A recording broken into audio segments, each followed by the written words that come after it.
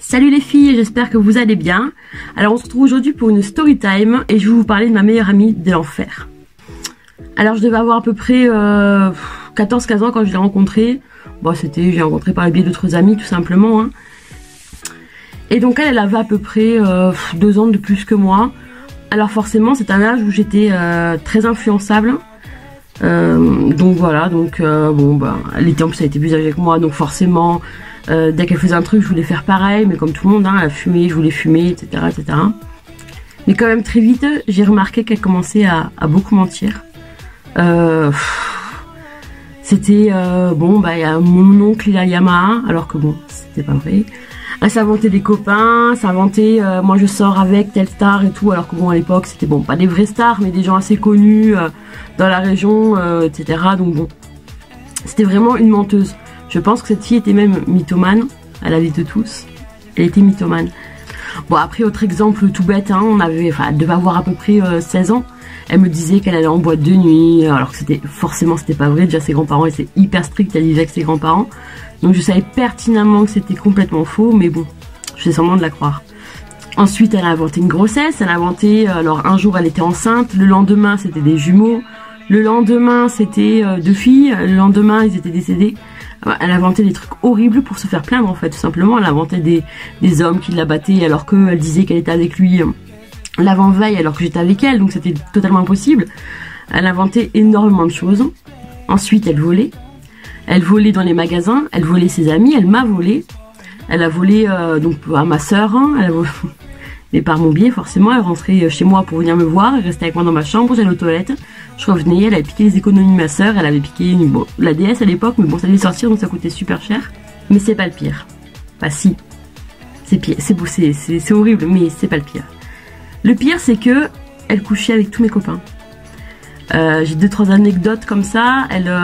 Donc un soir, un week-end, on avait chacune nos copains respectifs et donc on dormait chez son copain parce qu'on n'habitait pas non plus à côté de chez eux. Elle était à scooter, on était donc c'était compliqué, on pouvait pas y aller. Bref, on était allé passer le week-end là-bas. Et le soir, je me lève et mon copain était plus dans la chambre. Je vais dans le couloir et je croise mon ami, donc son copain à elle. Il me dit mais tu sais où est-ce qu'elle est, comment on va l'appeler? On va l'appeler Camille. Tu sais où elle est Camille? Bah non. Tu sais où il est Antoine? Il s'appelait pas Antoine hein, mais tu sais où il est Antoine? Bah non. Puis on arrive dans la salle de bain et que voit-on? Ils étaient en train de coucher ensemble dans la salle de bain tout simplement. Donc là forcément hein, on a pété un câble, on les a virés, mais bon. Le lendemain on a fait comme si de rien n'était. Ensuite, le premier vrai copain officiel que j'ai eu, elle a couché aussi avec. Elle me trompait avec beaucoup de meufs, mais voilà, elle c'était ma meilleure amie et bon elle couchait avec lui aussi. Une fois, je me rappelle, donc c'était un autre de mes copains. Alors quand je dis des copains, attention, c'est des crushs, hein, voilà. Et je sortais avec quelqu'un et en fait, elle était venue me voir le soir pour sortir et ma mère elle lui dit bah non, Mélissa elle est malade. D'ailleurs, je dois partir, est-ce que ça t'embête pas de rester avec elle? Comme ça, au moins, tu peux le jeter un œil sur elle, voilà, surveiller, quoi. Surveiller qu'elle aille bien. Donc, ma mère, elle s'en va, donc elle dit, ok, pas de problème et tout, elle reste avec moi. Et comme j'étais malade, je dormais dans une mezzanine, et je vomissais. Donc, j'étais allée dormir dans la chambre de ma grande sœur, parce qu'elle avait un lit normal, et au cas où si j'avais envie de vomir, c'était quand même plus pratique. Et dans la soirée, quoi, 1 heure après, enfin, vers 9h, 9h30, il y a donc mon copain qui vient, et il frappe à la porte, elle va ouvrir, elle explique que je suis malade, etc. Donc bon, on se cale, on regarde un film, et je m'endors. Et je me suis réveillée dans la nuit, et il n'y avait plus ni mon ami, ni Camille, ni mon copain. Mais il y avait toujours les affaires de Camille dans la chambre, donc je me suis dit, c'est pas vrai. Soit elle est partie sans ses affaires, soit elle est partie, soit elle est là, quoi. Donc je me lève pour voir quand même où elle est. Et puis j'atterris à ma chambre et ils étaient tous les deux dans mon lit. En train de... Donc s'en est suivi un pétage de câble complet. Je l'ai viré de ma chambre, je l'ai viré de la maison, j'ai viré mon copain, donc ça s'est fini ce jour-là. Et bizarrement, non, je n'ai pas arrêté de fréquenter cette fille. Au contraire, hein, toujours pareil, c'était ma sœur. Et du coup, ben en fait, bon, ben, on a continué à faire comme si de rien n'était. Elle me mentait, elle m'entraînait dans des conneries pas possibles. Hein. Et un jour, en fait, tout simplement, elle a commencé à fréquenter ma cousine, dont j'étais très proche aussi. Et ben en fait, elle m'a laissé tomber pour elle. Donc c'est un mal pour un bien, j'ai envie de dire. J'ai très mal vécu à l'époque parce que ben, moi, elle m'avait écarté de tous mes amis. Hein, à chaque fois que j'avais le malheur de devenir vraiment amie avec une autre personne, et ben ça lui plaisait pas. Donc elle écartait cette personne de ma vie en me disant des choses sur elle, en lui disant des choses sur moi. Donc elle avait réussi un petit peu à écarter tout le monde.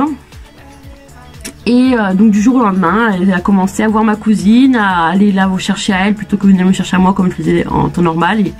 Et bon ben moi j'ai déprimé une petite semaine et puis après bon ben j'ai revu une ancienne copine. On va l'appeler parce qu'elle va être un élément. On va l'appeler Karine. Donc avec Karine on est devenus très amis. Donc on a commencé à fréquenter d'autres personnes, tout ça. Camille, elle, bon bah elle continue à fréquenter ma cousine, à fréquenter d'autres personnes aussi. Et pendant, je sais pas, pendant à peu près un an, on s'est vraiment pas vu quoi. On se croisait, mais voilà, sans plus. Et un jour, en fait, donc avec mon amie Karine, on fréquentait un groupe de garçons. Et en fait, Camille s'est mis à fréquenter aussi ce groupe de garçons. Donc là, à ce moment-là, on était coincés, on pouvait pas dire aux garçons de plus la voir. Même s'ils savaient un petit peu mon passif avec elle, mais bon, c'était pas des vrais amis, c'était plus une bande de collègues en fait. Et un soir, bon, en fait, ça a pété parce que bon, en grosso modo, ils avaient organisé une très grosse soirée. Et en fait, elle a appelé les garçons, elle leur a dit non mais Mélissa et Karine ne peuvent pas venir parce que elles ont un autre truc de prévu. Donc comme bon, nous n'avons pas le permis, eux ils avaient le permis, donc ils étaient venus la chercher. Elle a dit venez me chercher plutôt à cet endroit-là et à cette heure-là, plutôt qu'on avait prévu un autre endroit à notre heure. Donc nous on les a attendus avec mon amie Karine, ils sont pas venus, on les appelle, personne répond. Et en fait, on savait très bien que la musique était très forte. Donc généralement ils laissaient leur téléphone de côté, c'était pas la même époque qu'aujourd'hui. Et en fait, on attend, bon bah au bout d'un moment on a bien compris qu'ils venaient pas. Et on apprend par le biais d'une autre amie que Camille est à cette soirée-là. Donc on essaie de l'appeler et bien sûr elle nous répond pas, on l'appelle en privé, puis là elle répond, on entend la musique, on entend nos collègues derrière. Donc on a tout de suite compris le coup fourré, bref. En gros, on a fini par se battre quand elle est rentrée. Et de là, ben, on s'est plus revus et on a continué nos vies chacune de nos côtés. Et depuis ça, on s'est recroisés de temps en temps, vraiment, mais croisés quoi, même pas dit bonjour, on s'est juste croisés dans le village parce qu'on habitait un petit village. Et d'après ce que je sais, c'est une fille qui a extrêmement mal tourné. Si, une fois on s'est rebattu, je crois, 1 an ou 2 après, parce qu'elle inventait des mensonges sur moi. Et moi j'étais assez sanguine à l'époque, donc j'avais pas, bon, on s'était battu. Et d'après ce que j'ai su, c'était une fille qui se droguait beaucoup après. Et par contre ça c'est de source sûre, elle a commencé à se prostituer. Donc tout ça pour dire que cette fille était vraiment psychologiquement malade, je pense, et assez fragile. Ah si, j'ai ma cousine qui l'a recroisée, donc pas la même cousine parce qu'il faut savoir que j'ai une quarantaine de cousins et de cousines, donc voilà. Mais une autre de mes cousines qui l'a croisée lors d'une soirée où il fréquentait aussi les mêmes personnes. Et il devait partir en boîte et ma cousine devait se changer. Les filles, vous savez de quoi je parle. Elle devait se changer, c'était en voiture et l'appartement de Camille était pas très loin, donc ils y passaient. Donc elle lui a dit bah écoute, est-ce que ça te dérange si je vais chez toi pour me changer? Et Camille elle disait non, elle voulait pas, sauf qu'elle dit bah attends écoute, faut que je me change quoi. Donc on y passe chercher tes cigarettes, donc s'il te plaît laisse-moi me changer quoi. Et elle voulait pas, et donc ma cousine m'a raconté qu'elle a fini par accepter qu'elle y rentre, sauf que en fait le sol était jonché d'excréments de chats et de vêtements et que c'était horrible. Donc je pense que cette fille a vraiment un problème psychologique, mais quand on est jeune, quand on a 14 ou 15 ans, on se rend pas nécessairement compte quand on croise ce genre de personnes Donc faites attention, voyez les signes. Si vous voyez qu'une de vos amies vous influence dans ce sens-là, si vous voyez qu'une de vos amies vous sépare de vos autres amis ou de votre famille, c'est que ce n'est pas normal. Donc il faut en parler autour de vous, il faut en parler à quelqu'un de confiance. Ça peut être une autre amie, ça peut être vos parents, votre frère, votre soeur, votre cousin, votre cousine, peu importe en fait. Il faut en parler à quelqu'un qui, cette personne se chargera de vous ouvrir les yeux sur celle-là, enfin, sur la personne toxique. Donc je vous conseille de faire très attention à ce genre de personnes parce que elles ne vous apporteront jamais quelque chose de bien dans votre vie, jamais. Donc voilà, cette story time est terminée. Je vous invite à vous abonner, à activer la cloche. Et bien sûr, si jamais vous avez vécu quelque chose de similaire, je vous invite à le marquer en commentaire parce que ça m'intéresserait de le savoir. D'avoir vos expériences sur ce genre de situation. Donc on se retrouve samedi pour une nouvelle vidéo. Et ce sera un crash test. Je vous fais de gros bisous.